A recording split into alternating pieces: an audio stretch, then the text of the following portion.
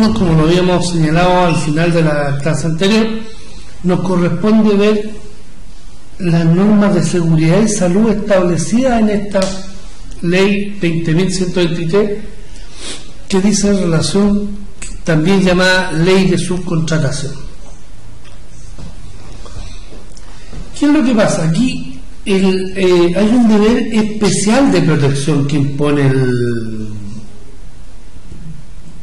¿cómo se llama? La ley, y que está en el artículo 84 del Código del Trabajo, que dice: este deber se distingue en dos obligaciones legales: cumplir con el 594, artículo 3 de la Ley de Salud, y el cumplimiento de las disposiciones establecidas en el artículo 66 bis de la Ley de Accidentes del Trabajo. Y estas obligaciones, ¿a qué apuntan? Son obligaciones de carácter genérico, que apuntan a la seguridad y salud de los trabajadores. Entonces, la obligación genérica es muy amplio, esto es muy estricto el estándar que pone el legislador. Miren lo que lo dice: el empleador debe adoptar las medidas necesarias para proteger eficazmente la vida y salud de los trabajadores de la empresa o de la faena, sean trabajadores suyos, del contratista o del subcontratista. O sea, primero que todo, le pone una norma muy estricta, en el sentido que debe adoptar todas las medidas tendientes a proteger eficazmente, no a proteger nomás. O sea, tiene que ser eficaz en la medida que preserve la vida e integridad física de los trabajadores. No basta tomar una determinación que vaya en esa vía, sino que objetivamente la preserve la vida e integridad física de los trabajadores que están, de sus trabajadores, de los contratistas que laboran en sus faenas y de los subcontratistas a su vez. ¿Ya? Una excepción a esta es cuando uno contrata, por ejemplo, un edificio a precio fijo, encargado a una persona natural. Ahí no corre no tiene esa preocupación de velar por los trabajadores de un tercero, sino que yo le llamo y decía: ¿cuánto me cobra por esta edificación? Un precio prefijado, tanto, listo. Usted se encarga de sus trabajadores. Salvo excepción, en todas las otras empresas, sobre todo en la minería, tal como dice, la empresa mandante debe adoptar todas las medidas tendientes eficazmente, es una palabra muy exigente, a proteger la vida e integridad física de todos los trabajadores que laboran en el interior de la faena, sean propios del contratista o del subcontratista, con excepción, como ya lo vimos, cuando yo contrato una construcción de un edificio a un precio único prefijado encargado por una persona natural. ¿Qué obligaciones? Esa es la obligación genérica. ¿Qué obligación específica le impone la ley al mandante? Vigilar al contratista y subcontratista que cumplan la normativa relativa a higiene y seguridad. Tanto, o sea, ¿cómo lo hace? Tiene que tener un supervisor o un experto en prevención encargado de que el contratista, encargado de vigilar al contratista, que esté cumpliendo con el programa de prevención de riesgo de esta empresa, que tenga un experto en prevención, que se den las charlas, que se otorguen porque de lo contrario, si no lo hace, va a responder, como dijimos en la parte anterior, solidariamente los daños que sufre el trabajador. Entonces, a vigilar al contratista y al subcontratista que cumpla con la normativa de higiene y seguridad. 2. Implementar un sistema integral de seguridad y salud en el trabajo para todos los trabajadores involucrados, cualquiera sea su dependencia. ¿Ya? Vamos a leer el inciso 4 del artículo 184 del Código del Trabajo, que también impone una obligación a la empresa, que dice: todas aquellas infracciones por incumplimiento de las normas de higiene y seguridad y deficiencias relacionadas con la misma materia que los inspectores del Ministerio del Trabajo constaten en las fiscalizaciones que realicen las empresas, deberán ser comunicadas a dicho organismo fiscalizador, deberán ser comunicadas por el organismo fiscalizador a las mutuales.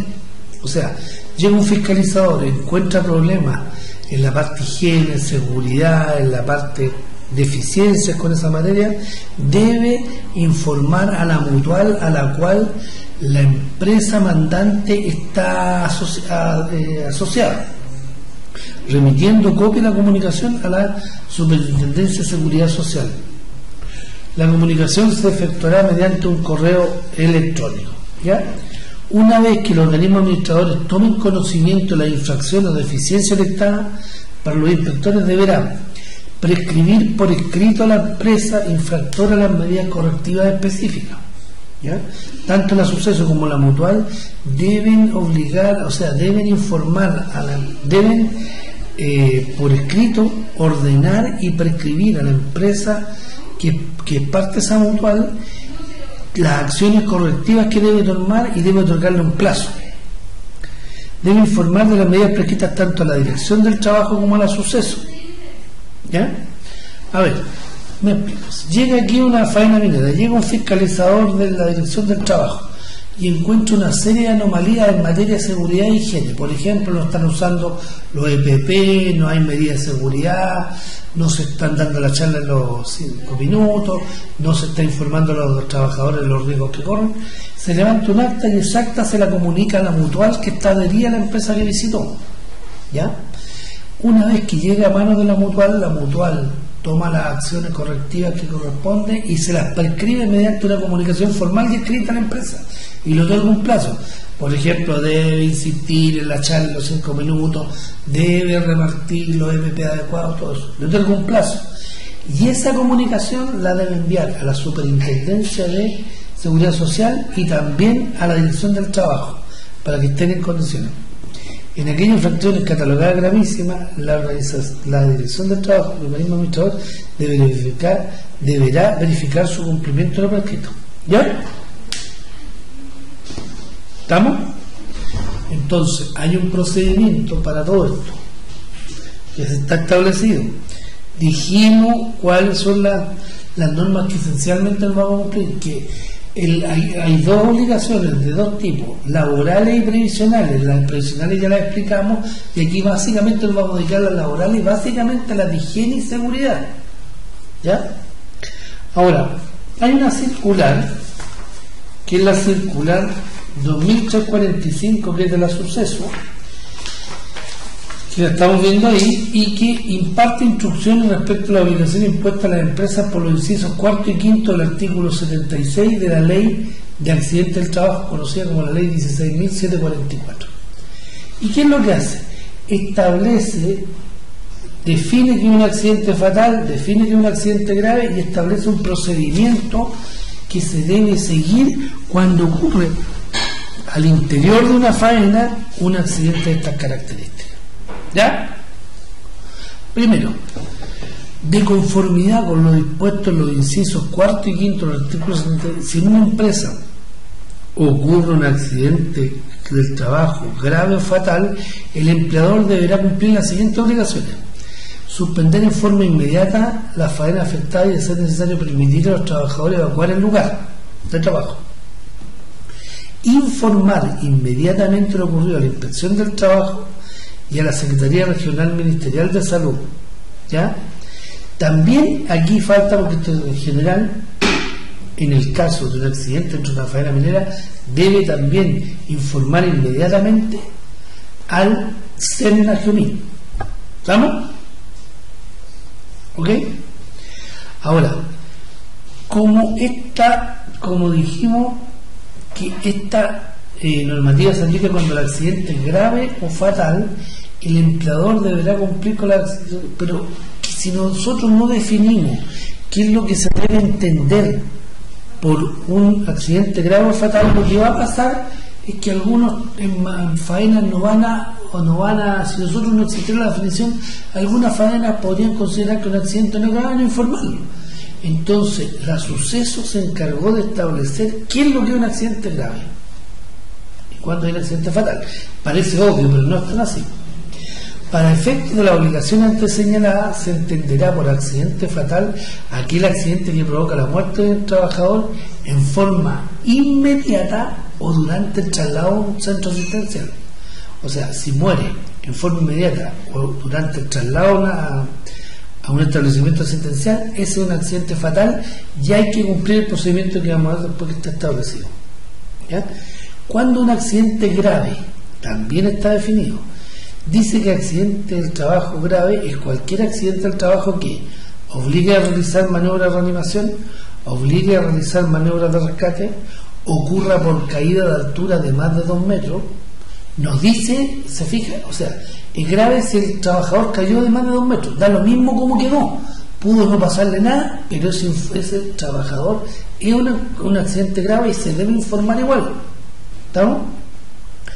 Y cuando provoca en forma inmediata la amputación o pérdida de cualquier parte del cuerpo. ¿Ok? De cualquier parte del cuerpo. Por favor, tengan a la vista esto porque es muy relevante. Lo pregunto en una de las tareas que hay por ahí, porque es muy relevante saber cuándo aplica y cuándo no se aplica. Cuando estoy frente a un accidente del trabajo grave o fatal, si yo no informo debidamente, tengo una serie de sanciones que me van a caer por no haber informado, porque da la impresión, y es razonable pensar que alguien que no informa tiende a encubrir el accidente, ¿ya? Y por último, también se considera un accidente grave aquel que involucra un número tal de trabajadores que afecta el desarrollo normal de la faena afectada. ¿Ya? ¿Ya? ¿Estamos? El listado de los accidentes graves será realizado por la supervisión periódicamente, lo que efectuar los ajustes que estime necesarios. La faena afectada define qué es lo que es faena afectada: aquella área o puesto de trabajo en que ocurrió el accidente, pudiendo incluso abarcar la faena en su conjunto, dependiendo de las características, origen del siniestro, y en el cual, de no adoptar la empresa medidas correctivas inmediatas, se pone en peligro en la vida o salud de otros trabajadores.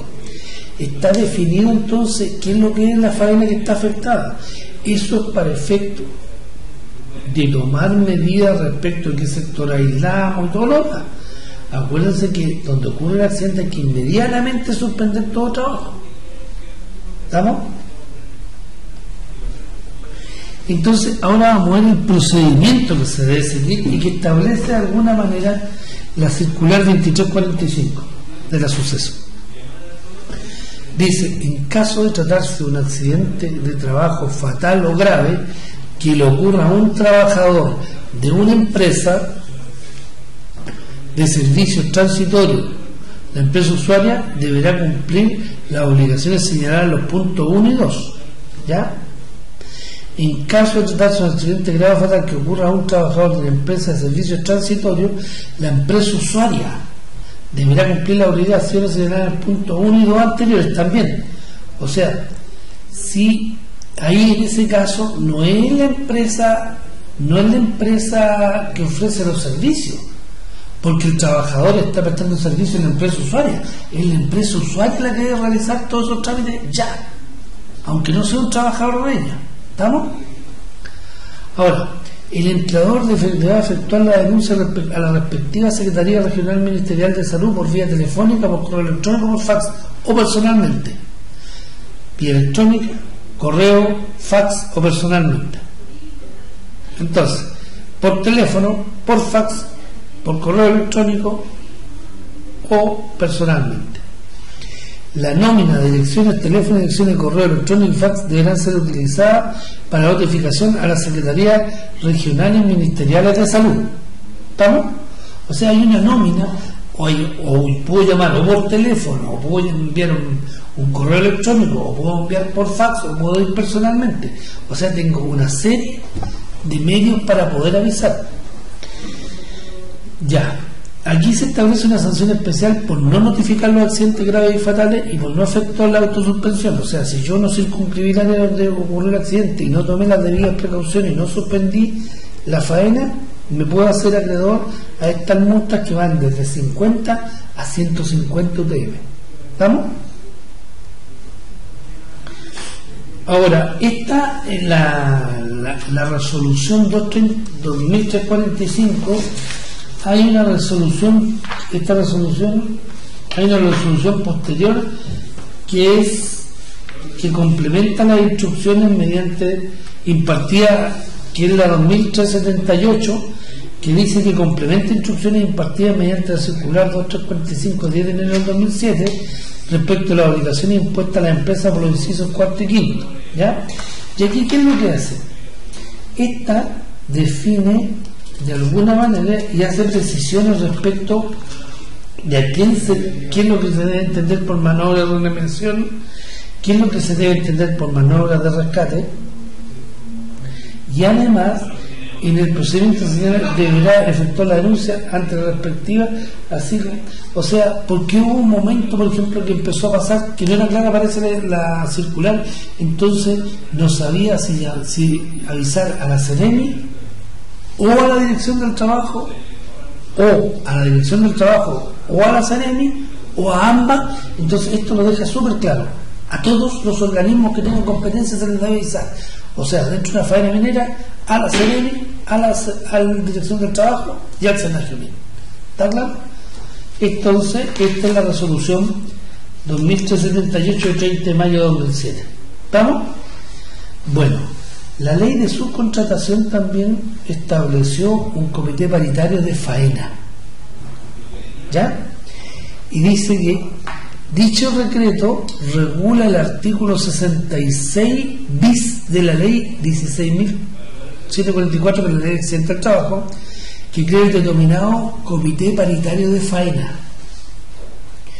Dicho comité no elimina el comité paritario de higiene y seguridad, cuya constitución y funcionamiento se encuentra, por lo que en una hora de faena podrían existir ambos comités. Claro, porque imagínense que el contratista tiene en su casa matriz un comité paritario, pero la ley le exige además que, atendido el número de determinados trabajadores, tenga además en faena un comité paritario. Entonces el contratista puede tener un comité paritario en su matriz y además un comité paritario en faena. Esa es la obligación de constitución, ¿ya? Antes faltaba un comité paritario en la matriz nomás, ¿no? Ahora tiene que tener un comité paritario en faena, ¿ya? Y los requisitos cumulativos para ser miembro del comité paritario y para tener un comité paritario de faena, que se trata de faena, obra o servicios propios de su giro, ¿ya? Que haya más de 25 trabajadores en la faena, aunque sean transitorios o subcontratados, y la duración sea superior a 30 días. O sea, si una empresa contratista está construyendo un proyecto minero, hay más de 25 trabajadores, ya sean propios, subcontratados, aportados por empresas usuarias, da lo mismo, y la faena dura más de 30 días, debo constituir un comité paritario en faena. ¿Estamos claros? Ok.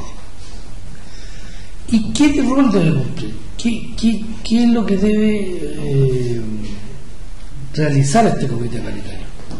Debe tomar conocimiento de las medidas de seguridad y salud del trabajo que se programa, debe efectuar recomendaciones a las actividades de prevención programadas y en ejecución, debe realizar investigaciones de accidentes que ocurran, y cuando la empresa principal tenga constituido el comité paritario de higiene y seguridad en la respectiva hora de faena, este podrá asumir las funciones del comité paritario de faena, ¿sí?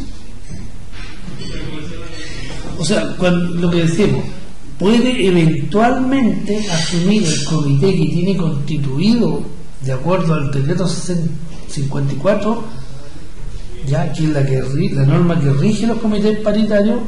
Eventualmente este comité paritario podría constituirse podría asumir las funciones de un comité paritario en faena. Por tanto, podríamos traer el comité paritario de la matriz y que investigara los accidentes, que auditara el programa de seguridad, hiciera recomendaciones en faena y todo. ¿Estamos? Los acuerdos del comité paritario de faena, de conformidad a lo establecido en el artículo 19 del decreto, serán adoptados por simple mayoría. En caso de empate, el reglamento no establece cuál sería el mecanismo para dividir.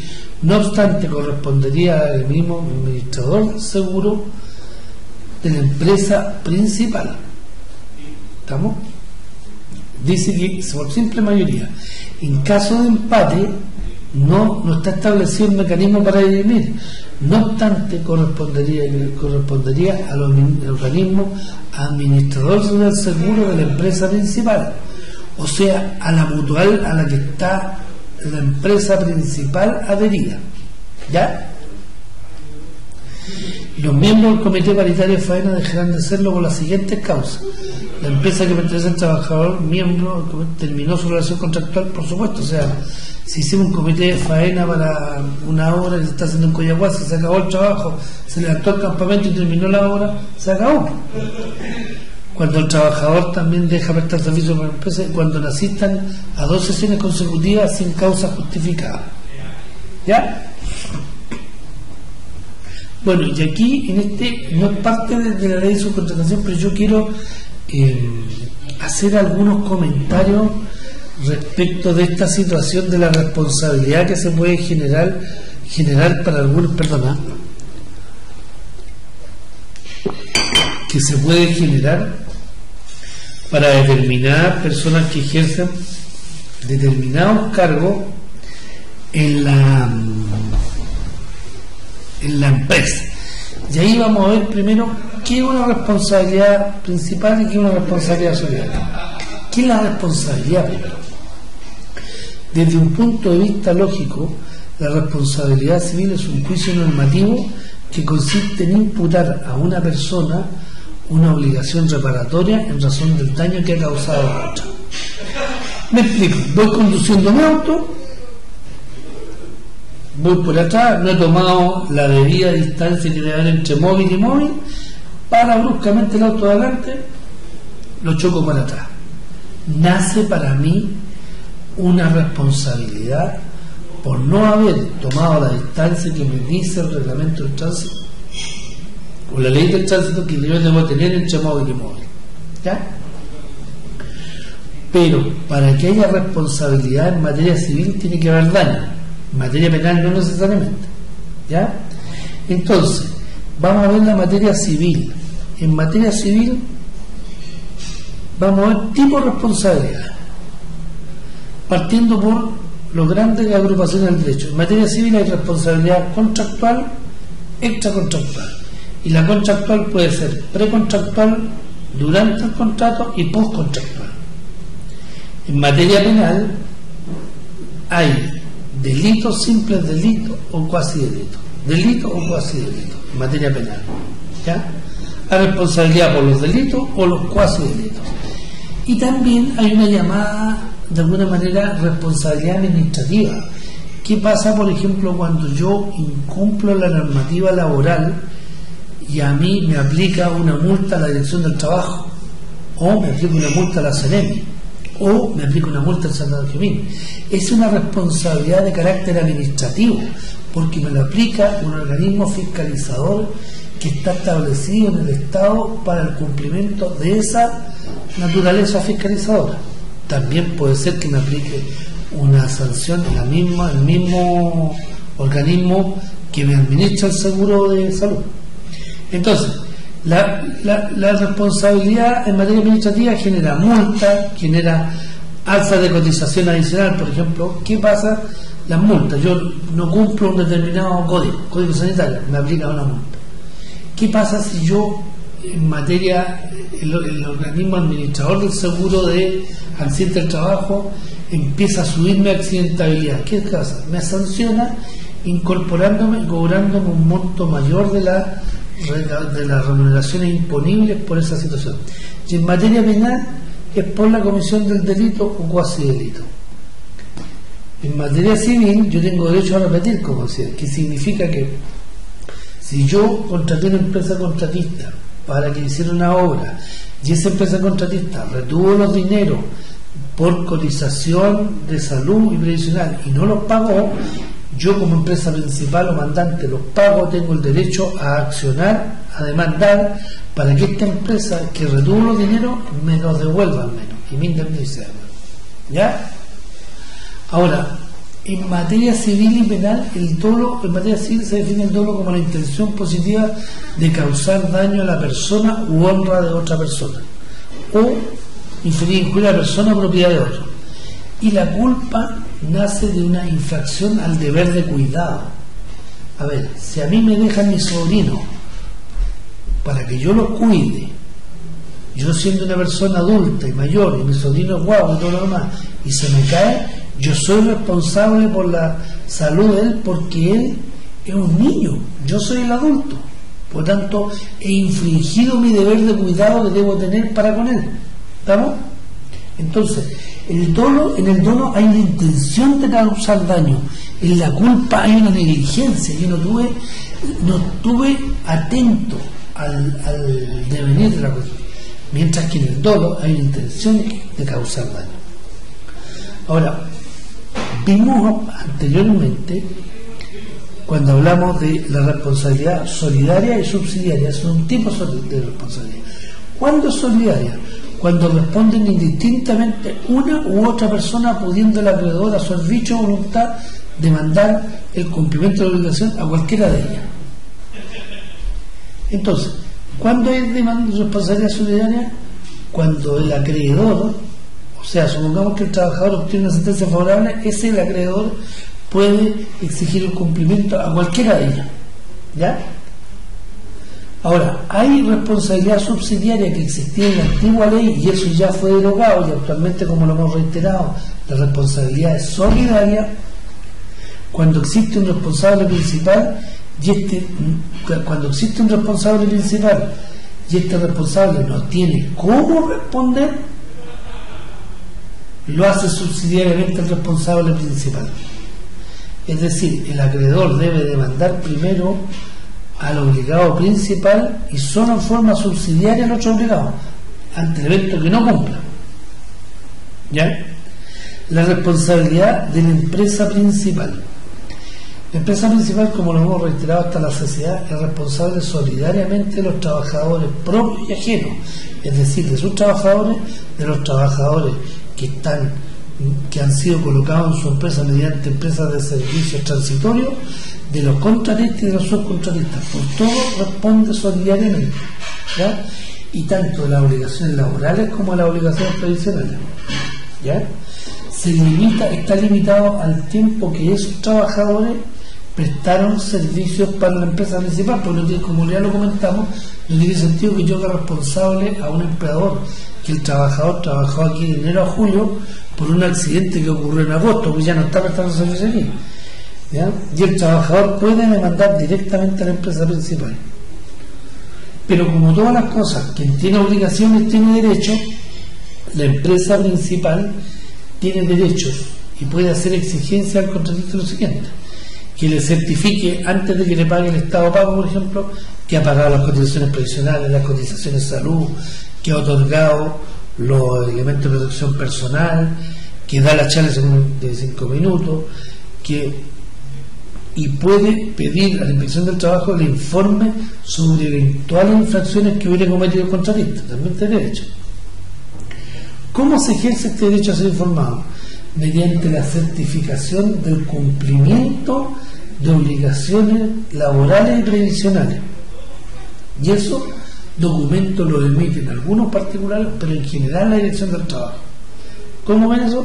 Lo que hay es un traslado de responsabilidad de controlar. Antes el contratista hacía pagar y la empresa mandante no se preocupaba si le había pagado a los trabajadores. No, ahora no, se le trasladó la responsabilidad también a la empresa mandante.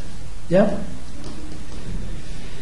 Ahora, ¿cuál es la importancia de determinar si un contrato es civil o comercial y si da origen o da origen a un régimen de subcontratación entre la empresa principal y los trabajadores con el contratista? Mire,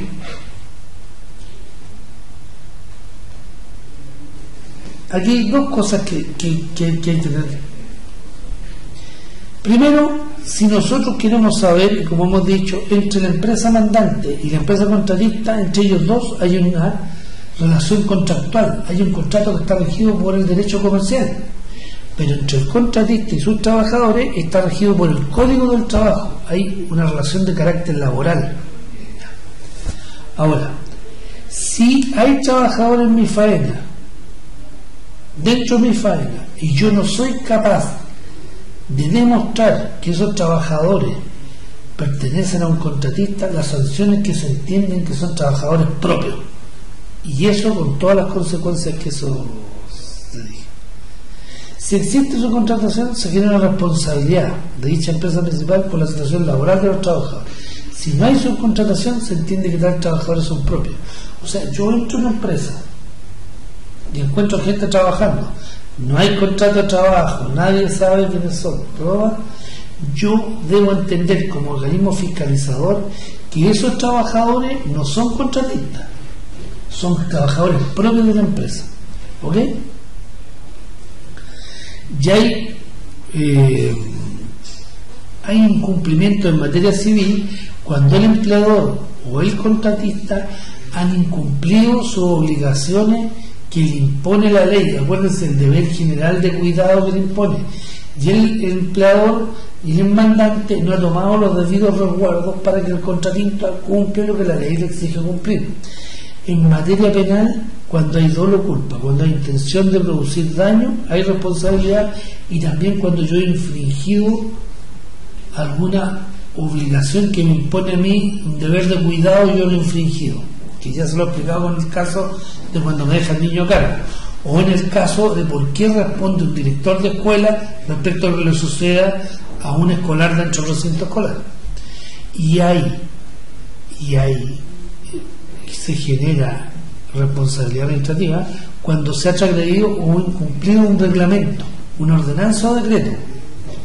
Por ejemplo, si yo traigo un ripio, estoy construyendo una ampliación en mi casa y contrato un camión que me traslada el ripio, pesco el ripio y lo dejo acopiado en la vereda de mi casa, yo he incumplido una ordenanza y un reglamento municipal, por lo tanto me he hecho acreedor a una sanción que se llama multa. Ahí hay responsabilidad administrativa, ¿ya? Bueno, y como dijimos, los deberes exigidos son deberes de cuidado exigidos en forma genérica y particular también. Se supone que el estándar del empresario vigente, él elige su gente, elige gente que conozca el trabajo, que tenga una conducta que no sea refractaria a la seguridad, le tiene una organización industrial eficiente, lo provee del equipamiento adecuado, por lo tanto debe responder. ¿Ya? ¿Estamos? Ok. Bueno, espero que haya quedado meridianamente claro, o no. Cualquier duda la iremos evacuando en las clases que en las videoconferencias ustedes participen, traten de sacar todas sus dudas. Les recomiendo que revisen el material, porque tengo la impresión en alguna videoconferencia que ya he hecho con antelación en los otros módulos que no leen el material. Léanlo, porque si no, no van a tener una duda, van a tener toda la clase de dudas. Entonces lean el tema, vean qué los puede afectar. Ahora me gustaría que ustedes compartieran mucho su experiencia respecto a esta situación de la ley de subcontratación, que está recién partiendo, hay muy poca jurisprudencia, pero lo que se ve es que ha subido el estándar y que hay una mayor preocupación por los trabajadores y por su seguridad y higiene. Bueno, alumnos, nos queda más que despedirme y agradecerle por esta posibilidad de entregar mis conocimientos, de compartir también con ustedes su experiencia, y los espero en las videoconferencias que estamos programadas, que se programarán con antelación y que ustedes estarán informándose semanalmente de cuándo se llevarán a cabo, para poder extraer la mayor cantidad de conocimiento y poder interactuar y compartir la experiencia. Muchas gracias, buenas noches.